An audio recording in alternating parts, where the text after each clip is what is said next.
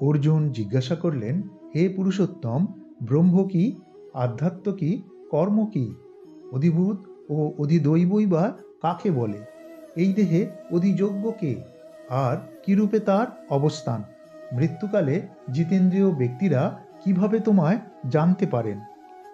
ভগবান বললেন, নিত্য বিনাশরহিত জীবকে বলা হয় ব্রহ্ম এবং তার নিত্য স্বভাবকে আধ্যাত্ম বলা হয়। ভূতগণের উৎপত্তিকর ও বৃদ্ধিকর সংসারই হল কর্ম।